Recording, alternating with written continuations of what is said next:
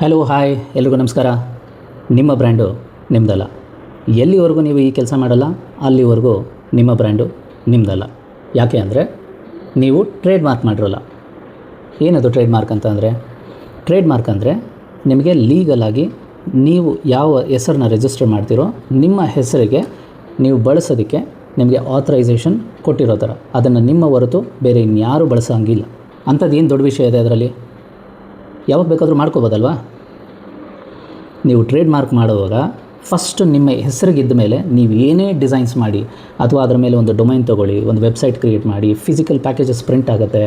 ಈ ಥರದ್ದೆಲ್ಲ ಇರುವಾಗ ನಾಳೆ ನೀವು ಬಳಸ್ತಾ ಇರ್ತೀರ ನಿಮ್ಮ ಹೆಸರನ್ನ, ನೀವು ಟ್ರೇಡ್ ಮಾರ್ಕ್ ಮಾಡಿರಲ್ಲ. ಆದರೆ ಒಂದು 4 ವರ್ಷನೋ 3 ವರ್ಷನೋ 5 ವರ್ಷ ಆದಮೇಲೆ ನಿಮ್ಗೊಂದು ಲೀಗಲ್ ನೋಟಿಸ್ ಬರುತ್ತೆ, ಈ ಟ್ರೇಡ್ ಮಾರ್ಕು ನಮ್ಮದು, ನೀವೇ ಯೂಸ್ ಮಾಡೋಂಗಿಲ್ಲ ಅಂತ. ಅವಾಗೇನು ಮಾಡ್ತೀರಾ? ಪ್ರತಿಯೊಂದು ಚೇಂಜ್ ಮಾಡಬೇಕಾಗತ್ತೆ. ನಿಮ್ಮ ಐಡೆಂಟಿಟಿ, ಈ ಆನ್ಲೈನ್ ಜಗತ್ತಿನಲ್ಲಿ ನಿಮ್ಮ ಐಡೆಂಟಿಟಿ ಇರೋದೇ ನಿಮ್ಮ ಬ್ರ್ಯಾಂಡ್. ಪ್ರೊಟೆಕ್ಟ್ ಮಾಡಿ. ಇಲ್ಲಾಂದರೆ ಪ್ರತಿಯೊಂದನ್ನು ಚೇಂಜ್ ಮಾಡಬೇಕಾಗತ್ತೆ. ನೀವು ಅಷ್ಟು ದಿನ ಅಕ್ವೈರ್ ಮಾಡಿರೋ ಕಸ್ಟಮರ್ಸ್ನ ಮತ್ತೆ ಗೇನ್ ಮಾಡೋದು, ಅವರಿಗೆ ನೀವು ಯಾರು ಅಂತ ಹೊಸ್ದಾಗಿ ಪರಿಚಯ ಮಾಡಿಕೊಡೋದು ತುಂಬ ಕಷ್ಟ ಆಗುತ್ತೆ. ಟ್ರೇಡ್ ಮಾರ್ಕ್ ರಿಜಿಸ್ಟ್ರೇಷನ್ ಯಾವುದೇ ರೀತಿಯಾದ ಕಾನೂನಿನ ರಿಕ್ವೈರ್ಮೆಂಟ್ ಅಲ್ಲ. ಅದು ನಿಮ್ಮ ಬಿಸ್ನೆಸ್ನ ಅಸೆಟ್.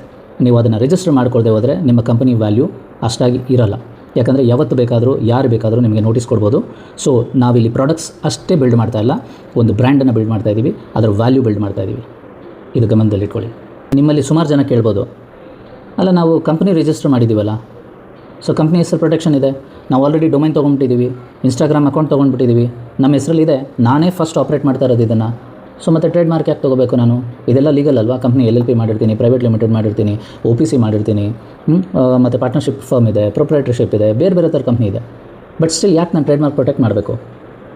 ಯಾಕೆ ಅಂದರೆ ಇದು ಯಾವುದು ನೀವು ಮಾಡಿರ್ತೀರಲ್ಲ ಅದು legal requirements for the business, but not for the branding. ನಿಮ್ಮ ಹೆಸರಿಗೆ ಅದು ರಿಜಿಸ್ಟರ್ ಮಾಡಿಕೊಡಲ್ಲ. ನಿಮ್ಮ ಹೆಸರಿಗೆ ರಿಜಿಸ್ಟರ್ ಮಾಡೋದಕ್ಕೆ, ಯಾಕಂದರೆ ಇಂಟೆಲೆಕ್ಚುಯಲ್ ಪ್ರಾಪರ್ಟಿ ಅಂತ ಕರಿತೀರಿ. ಸೊ ಬ್ರ್ಯಾಂಡಿಂಗ್ ಬಂದು ಲೋಗೋಸ್ ಆಗ್ಬೋದು, ಅಥವಾ ನಿಮ್ಮ ಡಿಸೈನ್ಸ್ ಆಗ್ಬೋದು, ನಿಮ್ಮದೊಂದು ಏನಂತೀರ ಅದನ್ನು ಪೇಟೆಂಟ್ಸ್ ಆಗ್ಬೋದು, ಈ ರೀತಿ ಮಲ್ಟಿಪಲ್ ಥಿಂಗ್ಸ್ನ ಇಂಟೆಲೆಕ್ಚುಯಲ್ ಪ್ರಾಪರ್ಟೀಸ್ ಅಂತೀವಿ.